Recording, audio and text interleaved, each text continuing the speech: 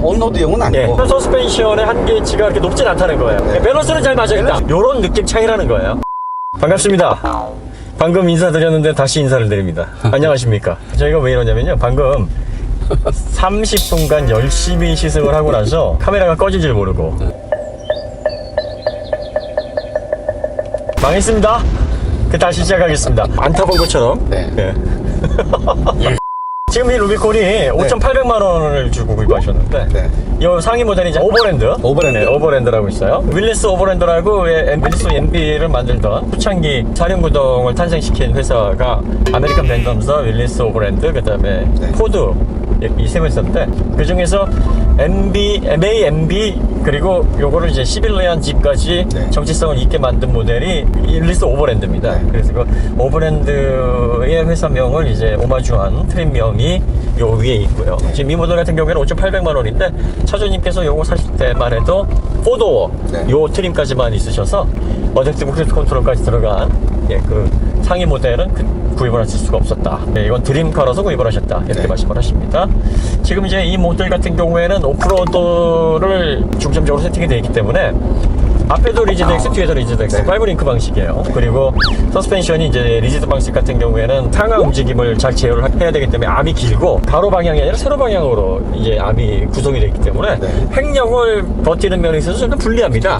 그럴 수밖에 없어요. 그래서 아마 서스펜션의 한계도가 이게 상하 바운스는 잘 견디는 반면에 횡으로 가해지는 압력에 대해서는 조금 일반 승용차의 구조에 비해서는 좀 취약할 수밖에 없는 구조고, 더군다나 이게 평편비가 75 비율의 이 머드 트레드를 가지고 있는 깍두기, 일명 깍두기 타이어를 지금 장착을 하고 오셔서 그립력도 그다지 좋은 타이어가 아니거든요. 이게 온로드에서. 그래서 그런 부분을 좀 감안을 해야 될 것 같습니다. 그래서 저희가 2H, 그 다음에 4H 이 두 가지 상황을 한번 상정을 해서 밸런스만 보겠습니다. 이 모델 같은 경우에는 오프로드 뭐 너나 없이 다 가시니까, 요즘은 이제 랭글러 이 모델도 이 출퇴근용이나 A2B용으로 구입하시려고 생각하시는 분들도 계실 거란 말이에요. 일반 도로에서의 주행 안전성은 얼마나 차이가 있을지 그거에 대해서도 한번 알아보도록 하겠습니다.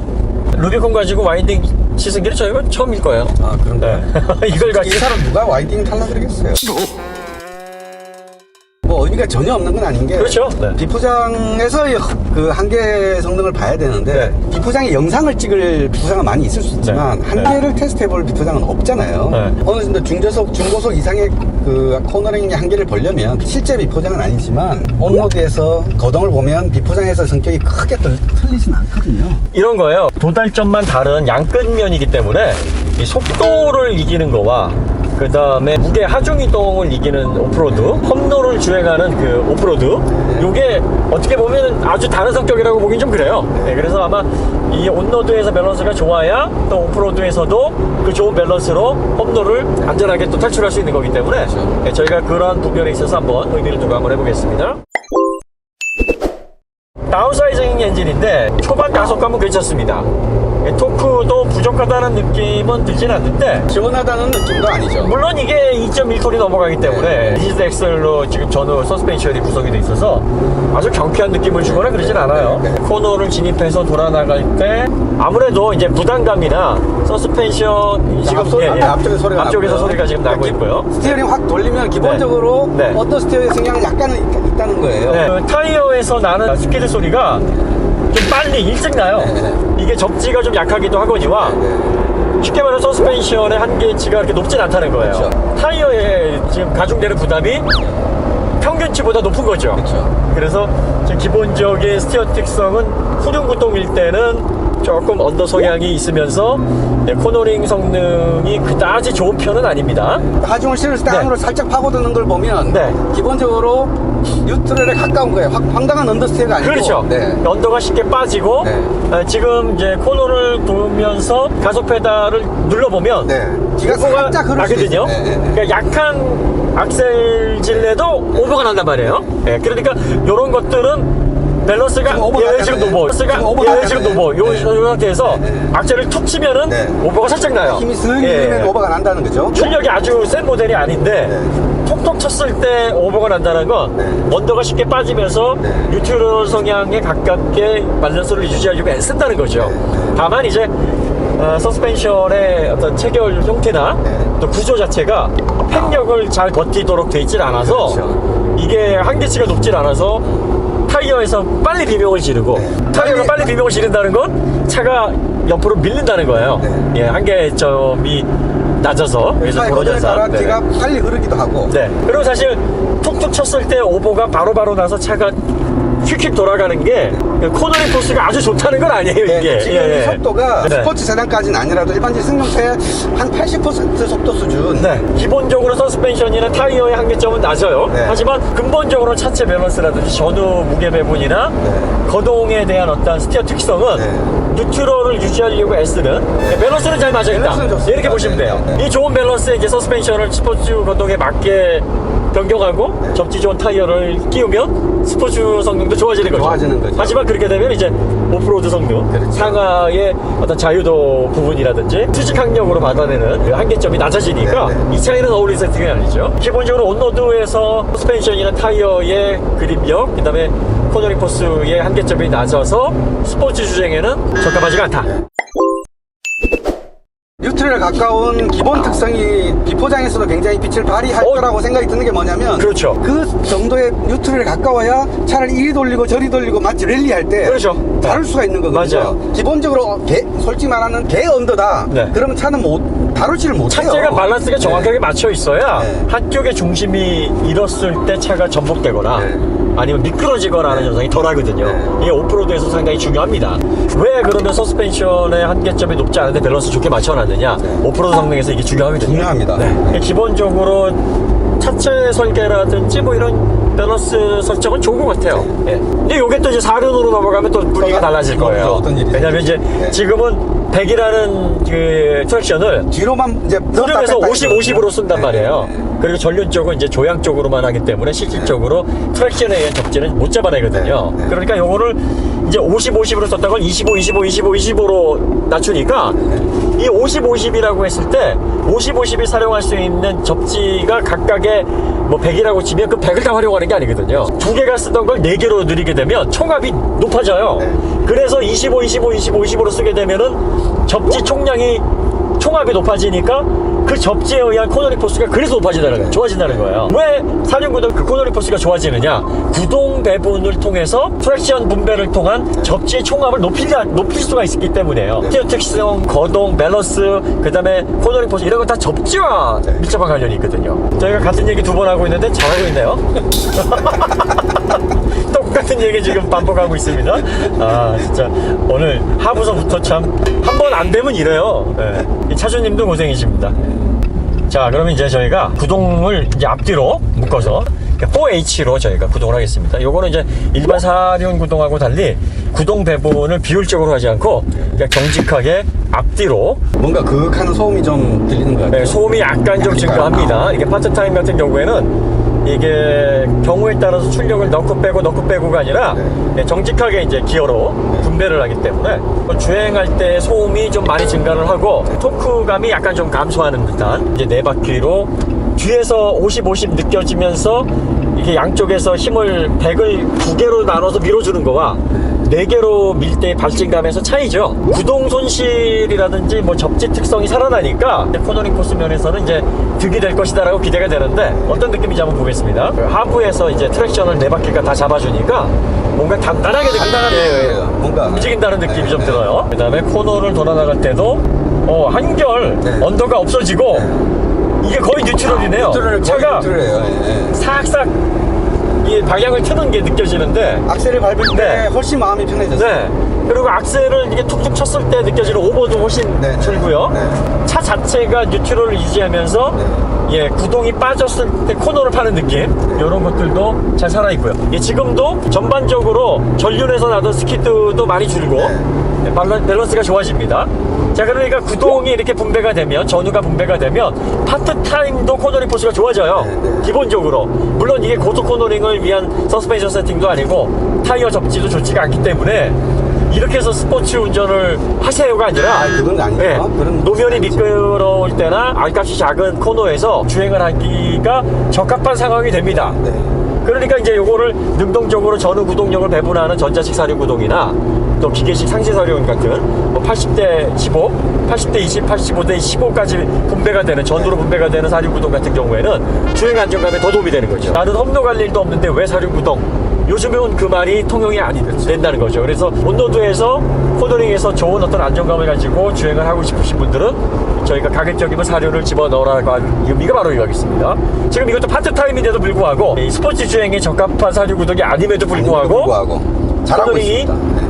한결 편안해지고 있고 네. 안정감이 살아나고 있어요. 구동이 4바퀴로 전달됐을 때 접재 총합이 증가하면서 코너링 포스가 증가할 수밖에 없다라는 물리 법칙을 아시는 분은 사륜 구동이 왜 필요한지를 아시는 거죠. 그리고 왜 지금에 와서 사륜 구동이 승용차든 SUV든 소형차든 이게 다 폭넓게 적용이 되고 있는 추세인 거를 이해를 하실 수가 있는 건데, 파트타임으로 거칠게 막 로우 기어에서 막 물리고 락 시키고 이런 개념을 통해서 고속 사륜 구동에서 고속 주행을 하면 적합하지가 않다, 이 생각을 하시는 분들이 아마 이제 사륜 구동의 필요성을 야 뭐 험로 아니면 꼭 필요하지 않아 이렇게 이제 생각을 하시는 경우가 있을 수 있는데, 물론 이제 이 파트타임은 이 사륜 포인트를 걸어놓고서 고속 스포츠 주행을 하는데 적합치는 않아요. 밸런스 괜찮고요. 그 다음에 사륜으로 바꾸고 나니까 네. 마음이 확 편해지면서 네. 한계에서의 타이어의 미세한 소음이 전혀 두려워지가 않고 네. 후륜구 될 때는 악셀 욱 하면 잘못 가면 차 도는 거 아니야? 그렇죠. 막 이런 네. 생각이 드는데 얘는 악셀을 쑥 하면서 타이어가 끼익 하는 소리가 나더라도 부드럽게 잘 가겠네. 아까 이제 믿음이 생기니까 그 후륜으로 가실 때는 네. 옆으로 밀릴 때 한 번에 쑥 밀리겠는데? 옆으로 쭉 밀릴까 조심해야 봐. 되겠는데? 이런 느낌이 싹 전달이 됐어요. 그러니까 운전하시는 분 옆에 있어도 아 이게 지금 조심하고 계시네. 예, 그러니까 언제 이게 정신줄 놓을지 모르는 상황이 생길 수 있으니 이 탐색을 하면서 조심히 다루는구나 라는 느낌을 딱 받았는데, 사륜으로 딱 하실 때는 마음 편하게 던지는구나. 밀리더라도 옆으로 좀 밀리다 말겠네, 뭐 이런 느낌으로 이제 마음 편안하게 하시는 느낌이 옆에서도 그렇죠. 전달이 됩니다. 요런 느낌 차이라는 거예요. 그러니까 접지력의 총합의 차이가 난다는 건 다시 말하면 사이드 포스가 높아진다는 거고, 사이드 포스는 곧 코너링 포스가 좋아진다는 겁니다. 더 안정되게 코너링을 돌 때 스티어 오버든 언더든 제어가 된다는 겁니다. 언더든 오버든 제어가 안 되는 건 접지를 잃어버리는 상황이에요. 그러니까 전륜의 접지를 잃어버리게 되면 포화가 돼서 언더로 나가는 거고, 후륜의 접지를 잃어버리면 오버가 돼서 스피를 하는 거거든요. 그게 접지와 관계가 깊다는 건데, 이게 사륜으로 분배가 되면 그 합이 높아지니까 스티어 특성도 당연히 안정되고 코너링 포스도 높아지는 겁니다. 근데 이제 요거는 정직하게 그냥 앞뒤로만 딱 정해진 양을 배분을 하는데도 이런데, 이걸 상황에 맞게 넣었다 뺐다 늘렸다 줄였다 하는 건 확실히 좋아지죠. 기본적으로 이 차는 뭐 비교 대상이 없어서 저희가 뭐 상품성에 대해서 좋다 나쁘다 얘기하기 좀 그렇고요. 꽂히시는 분들에게는 이보다 좋은 모델은 없을 수 있고, 필요 없는 분에게는 뭐 이런 걸 왜 살다 뭐 그렇게 생각이 되실 수도 있을 거예요. 인테리어가 굉장히 화려해졌어요. 그러니까요. 네. 옛날에 비하면 정말 이게 뭐 화려하냐 하겠지만 이거 진짜 루비콘 2세대 3세대 경험하신 분들은 보면 우와 소리가 절로 나올 만큼 화려해진 겁니다. 그리고 이제 루비콘에서 제가 딱 앉으면서 보네트 색깔이 딱 보이고 네. 장식들이 보이잖아요. 네. 그래 맞아 나 이 차 타고 있어 하는 시야에서 주는 만족감, 그렇죠. 탈 때마다 느끼실 네. 것 같아요. 윈드실드를 앞으로 접었을 때 고정하는 네, 그 고정하는 저 뭐라 레바인가요? 고정핀 뭐 이런 거 해야 될까? 네. 뭐 그것도 되게 멋지고요. 네. 보통은 거주성의 안정성을 위해서 보통은 저거 일부러 안 보이게 안 보이게 하거나 거의 안 보이게, 그렇죠. 눈에 거슬리지 않게. 그렇죠. 네. 근데 지금 일부러 막 보이게 해놓은 거예요. 저거가 시트를 이제- 아래도 낮춰도 보여요. 보는 게 이제 기분 좋은 거죠. 네. 내가 이 차 그래. 내가 이 차 유니크한 타고 있어. 느낌. 일단 이게 오프로드에서 강한 빛을 발해야 되는 차이기 때문에 네. 이 차체 밸런스, 무게 배분, 그 다음에 기본적인 스티어 특성은 괜찮습니다. 네. 다만 이제 서스펜션의 한계도가 스포츠 주행에는 좀 낮고, 네. 고속에서 하중 이동이 심해졌을 때 버티는 힘이 좀 약하고, 온로드용은 예, 아니고 예, 오프로드용이기 때문에 오프로드용은 거기서는 빛을 발할 거예요. 네. 트레드가 높고 네. 아무래도 접지, 온로드용에서의 접지를 고려한 타이어라서 네. 이렇게 고속에서 하중 이동이 벌어지게 되면 슬리핑글이 크게 일어나요. 그게 스티어 특성을 변화시키는 가장 근본적인 원인이 되거든요. 그래서 그런 문제점들이 있는 거기 때문에 이게 타이어만 좀 변경을 해도 온로드에서 좀 더 성능이 좀 개선이 되지 않을까 싶기는 한데, 그렇게 되면 오프로드 성능이 좀 떨어지니까 떨어지죠. 이 차의 컨셉에는 지금이 맞다 이렇게 보여집니다. DRF 절도감도 되게 좋네요. 그 로우 4L하고 네. 그 다음에 디퍼런셜 락, 네. 그리고 스웨이바를 해제했을 때 네. 예, 어떤 식으로 느낌이 바뀌는지. 요게 이제 이전 3세대 모델까지만 해도 4L로 집어넣게 되면 그 기어비가 4대1로 바뀌면서 토크가 증대가 되거든요. 그러면서 이제 30km 이상을, 시속 30km 이상에서는 사용하지 못하는 어떤 이제 기어비로 바뀌면서 이 험로 탈출을 적극적으로 할 수 있게 바뀌는 대신에 덜덜덜덜덜덜덜 떨렸단 말이에요. 지금 이 모델은 어떤 식으로 요게 개선이 됐는가 한번 보겠습니다. 뭐 눈이 온다든지, 네. 뭐 비가 온다든지, 낙엽이 막 쌓이는 길이라든지, 이제 이런 데서 그냥 마음 편하게 포엘 딱 넣으시고 운전하시면 돼요. 그렇죠. 뭐 눈이 좀 쌓인 곳이라도 네. 네. 남들 다 기어갈 때 그렇죠. 예, 미시령길을 혼자서 유유히 바꿔주세요. 일단은 먼저 정지를 하겠습니다. 네. 중립이죠? 네, 중립입니다. 자, 일단 4L로 낮췄습니다. 그 다음에 T. 자, 힘이 딱 걸리는 게 느껴지죠? 네, 힘이 다시, 그러니까 네. 디퍼런셜 락이 딱 되면서요. 네. 몸이 움찔하면서 이제 네. 힘이 걸리는데 힘이 걸리면서 이제 기어비가 약간 진동이 하는 건 느껴지는데 네. 이거는 거의 승용차에서 느낄 수 있는 진동 그 레벨이에요. 그보다 좀 저쪽에 언덕이 있는데 언덕을 한번 올라가 보겠습니다. 4L로에서 공사도가 제법 있네요. 자, 4L로 놓고 저희가 비포장 안 가기로 했는데 가네요. 가네요. 예. 길이 있으니 간다. 뭐 요 정도 길은 승용차도 올라올 수 있으니까. 그 정도는 뭐, 예. 비포장도 아니죠. 네, 뭐 이거하고 비포장 했다고 막 하면 야 너네 장난치냐 하고 그렇죠. 댓글 5만큼 달릴 것 같아요. 5만 개나 달릴까요? 뭐 일단 그 승용차로 일단 오면 올 수는 있으나 있으나. 굉장히 신경 쓰이죠. 근데 지금 이거 마을 편하다는 느낌. 이 정도는 뭐. 떠지죠. 네. 자, 이제 길이 점점 거칠어지기 시작하고 있습니다. 돌도 나오고요. 차주님 이렇게 오프로드 한번 다녀보신 적 있으신가요? 예, 캠핑 갈 때. 인도길을 그러시군요. 다녀보셨구나. 아, 근데 정말 마음이 편하네요. 네. 예, 보통 일반 도시명 SUV를 타고 와도 좀 신경 쓰입니다. 그렇죠. 예, 이게 뭐 이렇게 만만한 코스는 아니에요. 적극적인 오프로드는 아닌데 일단 뭐 요 정도 길은 마음 편안하게 아주 뭐 장난이죠. 뭐. 그러니까 루비콘 가지고 이제 오프로드 하시는 분들 뭐 산도 올라가시더라고요. 그러니까 저런 걸 막 넘어다니잖아요. 네. 저런 바위 같은 경우에도 이렇게 잘 각도 맞춰가지고 네. 올라서 이렇게 타시고 그러시더라고요. 근데 어쨌든 이 인도길은 얘의 요 내리막 좀 심하잖아요. 경사가 꽤 심해요. 꽤 있어요. 네. 그러니까 이 인도길은 얘한테는 지금 아무것도 아닌 거죠. 네. 이 맛에 루비콘은 타는 겁니다. 이렇게 들어와서 이게 또 머드 타이어가 이런 때 또 빛이 그렇죠. 빛이 나죠. 발하는 거죠. 네. 지금 노면이 흙이 지금 단단하게 네. 다져진 땅이 아니라서 미끄럽단 말이에요. 사계절은 그냥 쫙 미끄러질 수도 있는 거죠. 잘못하면 어떻게 될지 미끄러져서 옆으로 그러니까 어떻게 될지 떨어져 몰라요. 있어요. 근데 지금 이게 딱 움켜쥐고 가는 그렇죠. 타이어이기 그렇죠. 때문에 이 타이어가 빛을 발하는 거고, 요렇게 이제 자갈밭 거친 요런 것도 부드럽게 그렇죠. 예, 넘어나는 이런 특성들을 보여주는 거죠. 자, 이제 여기 스웨이바를 해제를 하고 이제 어떤 느낌이 나는지 일단 한번 넘어보시죠. 예, 여기서 넘고 조기 바로 절로 돌아갈까요? 지금 제 몸 흔들리는 거 보이시죠? 네. 여기 가장 높은 여기를 한번 넘어보세요. 전륜이 넘어갈 때 제가 몸이 지금 딱 10km로 넘어가고 있습니다. 예, 조금 이렇게 흔들리는데 예, 스웨이바를 해제하고 조금 움직여 보세요. 시간이 약간 지나면서 해제가 됐습니다. 네. 지금 해제가 된 걸로 나오고요. 전륜 쪽만 해제가 되니까 네. 전륜 쪽의 느낌이 이제 달라지는 거죠. 좌우 밖에 독립도가 더 좋아져서 확실히 뒤가 움찔하고 앞에는 이 앞은 가만히 있다가 뒤가 흔들리니까 뒤쪽에서 더 진동이 느껴지네요.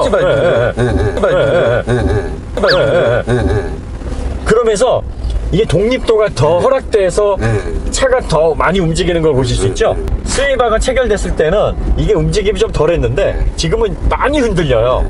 그러니까 이게 완전히 기울어진 땅에서 이게 독립성 있게 움직여야 될 때는 상당히 위력을 발휘하는 거죠. 예, 그렇죠. 이거 보세요. 딱 10km로 가고 있습니다. 흔들림이 그러니까 전륜 넘어갈 때 스무스하게 넘어가다가 뒤로 갈 때는 확 틀어지죠. 그러니까 이 앞쪽에서 하중을 받을 때 이거 보세요. 야, 이게 이렇게 달라지네. 리어가 넘어가면서 앞쪽에 하중이 좌우로 교차될 때 그때 느낌을 보시면 이제 확실히 느껴지시는 거예요. 자, 여기에서 흔들림이 오바 많이 하시네요. 그 다음에 여기에서도 10km. 예, 하중이 좌우로 걸리면서 차가 굉장히 요동치는 거를 보실 수 있죠. 이렇게 자유도가 확연하게 달라진다는 점이죠. 디퍼런셜 락을 한번 해보겠습니다.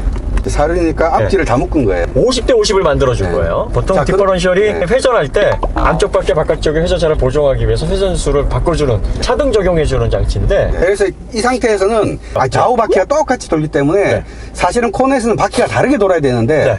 똑같이 돌기 때문에 안쪽 바퀴가 바깥쪽 바퀴를 끌고 가는 거예요. 네, 이게 리미티드 슬립 디퍼런셜하고 다른 개념이라 락이에요. 그냥 토크 바이오스 레이쇼를 50% 60% 옮겨주는 게 아니라 아예 50대 50으로 그러니까 끌려가는 예. 자리가 돌면 소리가 나면서 이 돌 자리를 보면은 예. 타이가 끌려간 자국이 그렇죠. 나는 거예요. 이 아까 저 네. 저기를 보시면 우리가 막 여기서 험하게 달린 게 아니라 네. 그냥 살살 시속 5km 10km 갔을 뿐인데 이렇게 네. 끌려간 자리가 보이는 예. 거잖아요. 드드드드드드드득 하거든요. 이게 끌려가는 거예요. 끌려가는 거죠. 네. 안쪽 바퀴는 천천히 돌고 여기 빨리 돌아야 되거든요. 네. 이걸 디퍼런셜이 조절해 주는데 그걸 지금 묶고 묶어버리니까. 나가지고 네. 같은 속도로 도니까 네. 여기는 회전수가 남고 여기 모자르단 말이에요. 그러니까 끌려가는 거예요 지금. 아찰력이 적은 모래나 자갈밭에서는 차에 부담이 안 되는데 네. 마른 땅에 이걸 포일러 갖고 디퍼런셜 나가고 막 달린다. 네. 차 망가지는 거죠. 망가지죠. 큰일 나는 거예요. 디퍼런셜 락은 그래서 여러분들이 홈런처 탈출하실 네, 때 특별한 경우가 필요할 때 바퀴가 예를 들어서 오른쪽이 다 빠졌어요. 네. 그럼 디퍼런셜 락을 하셔가지고 이쪽 안 빠진 바퀴로 나오거나 심지어는 세 바퀴가 다 빠졌는데 네. 이 한쪽 바퀴 그러니까 전륜의 오른쪽 바퀴만 살아있다. 전반적인 토크 배분을 25 하니까 네. 그 25 힘으로 나오는 거예요. 네, 네. 그렇게 나올 수 있도록 해주는 거죠. 그래서 이런 식으로 배분을 하는 요 장치들이 그래서 홈로에서는 굉장히 절대적으로 유용한 기능들인데 요거 온로드에서 사용하시면 안 됩니다. 절대로 사용하지 네, 온로드에서는 요 락은 잊어주세요. 네. 자, 그 다음에 후륜 상황으로 가고 계신데 네. 후륜에서 한쪽 바퀴가 빠졌다. 네. 그러시면 이제 리어 리어 올리에서 올리. 네. 요 아래쪽으로 내려주시면 후륜 쪽에만 디퍼런셜 락이 걸립니다. 네. 예, 그래서 요렇게 해서 설정해서 나오시면 되고요. 네, 상당히 지금 이 차는 오프로드에 특화된 차기 때문에 여러분들이 용도에 맞게 사용하시면 될 거라고 보여지고요. 뭐 선택을 하실 때 요런 특성에 점수를 많이 주신다. 그럼 뭐 선택지는 없죠. 없죠. 예, 대체제가 없는 차이기 때문에 여러분이 선택하시면 되고. 하지만 이 차는 아마 내연 자동차의 마지막까지 함께 가는 그런 몇 안 되는 정말 장수하는 브랜드가 되지 않을까. 네, 어쨌든 좋은 차 협찬해 주시고, 네. 예, 또 우리 국방의 의무를 다 해주시고, 직업으로 또 군인의 길을 해주시면서 예, 가족들과 함께 편안하게 다리 쭉 뻗고 안전하게 살 수 있도록 백상사님. 예, 백상사님 정말 감사드립니다. 예, 감사합니다. 다음에 저희는 더 좋은 콘텐츠로 다시 찾아뵙도록 하겠습니다. 그럼 여기서 마치겠습니다. 네. 감사합니다.